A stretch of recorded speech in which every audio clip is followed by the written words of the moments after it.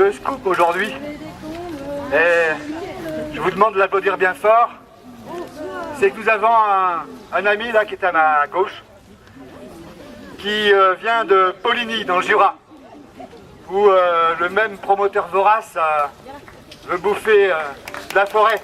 Je vous demande de l'applaudir très fort. Raphaël, je vais vous dire deux mots.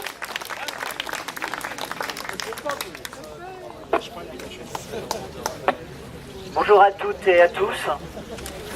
Donc je m'exprime au nom du collectif des opposants à Center Park à Poligny. Nul besoin d'un historique très long. Dans le Jura, à Poligny, comme au Rousset en Saône-et-Loire, Pierre et Vacances précise ses ambitions pour et sur nos territoires, nos vies. Là-bas comme ici, le tourisme de masse étend son territoire et c'est logique. Depuis des mois, localement, l'association Le Pic Noir, qui regroupe des citoyens du secteur de Poligny, a demandé des éclaircissements, exigé du débat, au départ avec la volonté un peu neutre de se forger une opinion, puis progressivement en affirmant son opposition au projet. Un travail de collecte d'infos et de contre-information, de réunions publiques aussi, a été mené par Le Pic Noir. Ce travail a sans doute permis de mettre une certaine pression sur Pierre et Vacances, qui a sollicité la Commission nationale de débat public en 2014. Cette dernière a nommé une commission spéciale unique pour Poligny et le Rousset. Elle est donc en charge depuis le 23 avril d'organiser le débat public jusqu'en juillet prochain sur les deux sites. Pierre et Vacances souhaitent attaquer les travaux en 2017 pour ouvrir en 2019 deux nouveaux Center Park. On comprend mieux la nécessité pour eux d'en passer par l'illusion du débat pour en finir au plus vite et passer aux choses sérieuses.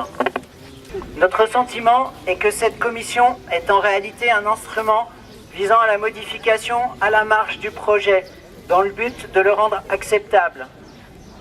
La présidente de la commission ne déclare-t-elle pas ces jours-ci: l'objectif du débat est d'informer les gens et de leur permettre de réagir assez tôt aux éventuels problèmes, puis de faire des suggestions pour améliorer le projet.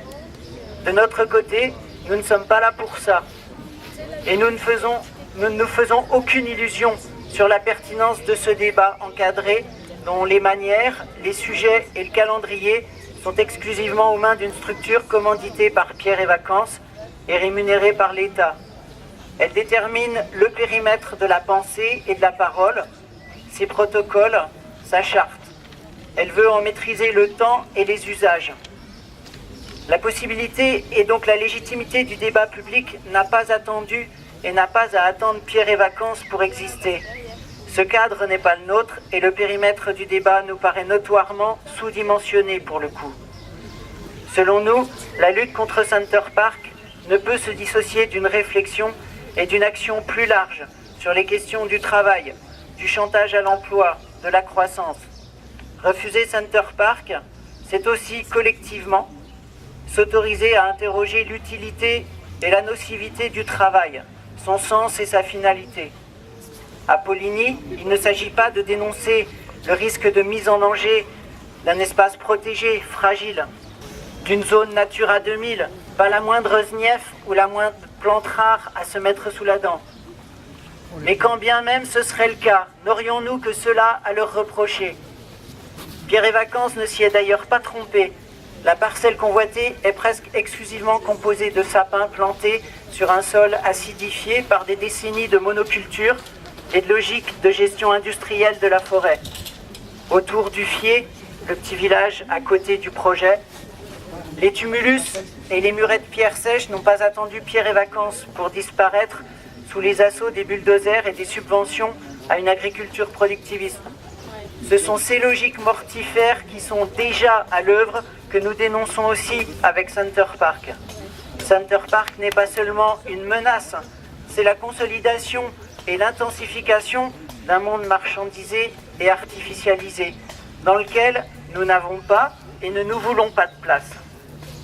Il y a un peu plus d'une semaine, le représentant de Pierre et Vacances expliquait à Poligny que le choix de cette parcelle de conifères correspondait aussi au fait qu'il jugeait inenvisageable d'imposer à sa clientèle la présence d'arbres défeuillés durant 5 mois d'année.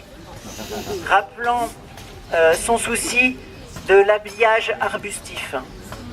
Nous voulons redire à Pierre et Vacances, pour qui la nature est un décor, un support commercial, que nous ne voulons pas habiter, fréquenter, travailler, vivre ou subir un monde dans lequel l'eau est à 29 degrés toute l'année et où les arbres ne perdent plus leurs feuilles pour raison de marketing appliqué aux loisirs. Ce monde est stérile, mort, il n'a pour nous aucun attrait, y compris et surtout en échange de 300 emplois précaires ou même de l'assurance d'y manger bio entre 2 panneaux solaires éco-responsables. C'est pourquoi nous n'en appellerons pas au développement durable face à Pierre et Vacances.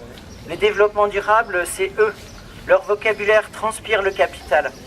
Par ailleurs, et contrairement à ce qu'ils insinuent, nous savons que nous ne sommes pas sur le même bateau qu'eux. Les salariés qui travaillent pour Center Park ne seront jamais ses collaborateurs, comme ils disent, mais plutôt ses obligés, voire ses esclaves. Malgré leur circonvolution, nous savons, sans attendre la fin du pseudo-débat public, nous pouvons nous prononcer sur le fait qu'ils ne sont pas, comme ils disent, uniquement des développeurs et des exploitants, mais également des développants et des exploiteurs. Nous ne voulons pas bosser pour 320 € par mois, mais nous voulons surtout reprendre la main sur le sens que nous donnons à nos métiers et à nos vies. Et pour cela, nous sommes légitimes, sans autre forme de procès. Nous n'acceptons pas, comme une donnée intangible, le périmètre du développement durable, tête de gondole du capital, que les gestionnaires ont défini pour nous et que des élus zélés s'empressent de mettre en œuvre. À l'intérieur de ce périmètre, nous ne respirons pas, nous suffoquons. Le grillage ne convient pas à nos vies. Nous ne voulons plus nous ressourcer, mais comprendre et dire pourquoi le travail nous y contraint. À un univers aseptisé, climatisé à 29 degrés, nous préférons le givre, les doigts gourds dans les gants mouillés. Au confort de la bulle qui progresse à coups de bulldozer, nous opposons, parfois à tâtons, la possibilité d'une marche. Au travail obligatoire, nous préférons tenter l'autonomie. À l'exutoire, nous préférons la liberté. Center Parks est l'émanation d'un tourisme doux, et bien qu'il gèle à pierre fendre. Nous n'avons chaud que d'être ensemble, sur les ZAD, ailleurs, avec les gens d'ici et avec les gens d'ailleurs.